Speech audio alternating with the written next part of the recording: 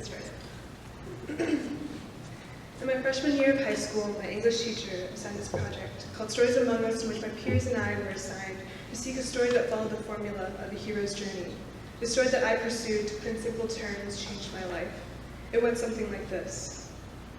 A boy named Fanat lived in a rural neighborhood outside of Phnom Penh, Cambodia. He lived with his two parents and his two younger brothers, one about 6 years old and the other only a few months old. One afternoon, he was playing in a field outside of his neighborhood, sharing a game of ball with his friends. Under the glaring heat of the sun, they wildly competed for a prize, being the athlete's superlative, the strongest and most fit of them all. They were deep into the game when suddenly it halted. A group of 4 men approached the team of boys. Clad in bulky clothing and flashing arrogant smiles, they introduced themselves as guardians. They wore weapons of rifles and knives and claimed to be fighting against the bad enemies. They said they were the chosen ones, the strongest and most fearless, and assigned to protect their homelands. The boys were immediately mesmerized by their build and power. Minutes of conversation made them too think they were destined to join this effort.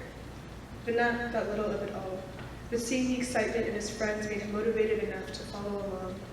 They then were guided to a camp a few miles outside of the village where they would undergo training and soon bear the privilege of owning weapons and protecting their friends and family. It was a lie.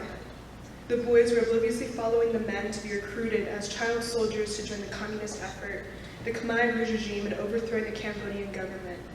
They were a parasitic force that was taking over Cambodia, burning down villages and killing civilians who strayed from communist beliefs. This was the beginning of the Cambodian genocide, a mass tragedy that would later kill 1.7 million civilians in the span of 4 years. Fanat, however, by some stroke of luck, managed to escape. His mother heard about what had happened and found him in the distant camp later that night. Despite his naive resistance in that moment, she took him home. Fanat's friends, however, were never to be seen or heard from again. Upon returning back to the neighborhood, his mother, full of malice and grief, made the decision to flee. The lands that were once their home were no longer what they knew they were and would no longer prove safe for decades to come. It was time to leave. Thus, they departed early the next morning, embarking on a week trip to seek the sanctum of a Thai refugee temple. They silently trudged along the humid tropics. Every step was taken with pure caution, for any rustle or murmur would draw attention from lingering communist soldiers eager to pounce and kill anyone who attempted escape. Fanat remembers the paralyzing fear that coursed his veins and dictated each movement. He remembers the rotting corpses that he passed along the hike. He remembers the look of suppressed agony on his mother's face and the confused compliance of his young brothers. Their story does not end here, but by an extremely fortunate sequence of events, they soon made their way to America. Fanat is my father, and this story we consider to be our immigration journey. This chapter of his disclosed his youthful mind. I remember the brief pauses of hesitation on his face when recounting these specific moments, and a glare into his eye reminiscent of trauma. Regardless, the story is one of our past. Since then, my father has started his own business, started a family, and has built 3 houses in his lifetime, one of which we are currently living in. There is an obvious and sharp contrast in our narratives, my father and I. While he lived a brief childhood marked by anguish and flight, and has had to work with an unmeasurable ethic, I have been raised under the hand of privilege in these DC suburbs, living a reality of affluence. I keep his story in mind to remind me of our humble beginnings, to ground my momentary pretensions and stifling habits. Despite these efforts, there are times when I get swept up in this reality I live in. I go to Oakton High School, where the average course load is one that you must drown in, consisting a number of APs just a tick higher than that of your peers to maintain some pedestal of work. My peers complain about B's in their transcript, and many are stuck on a passage of STEM that they somehow wandered into by some force of academic conformity. According to the word on the street, there is a formula to success, and anything short of such formula is failure.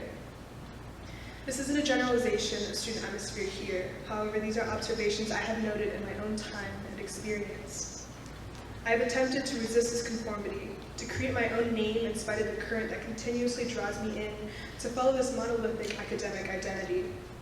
However, in this vacant path, there is a mystery that looms ahead, one that hypothesizes a prospect of success, a vision of success that will make my parents proud.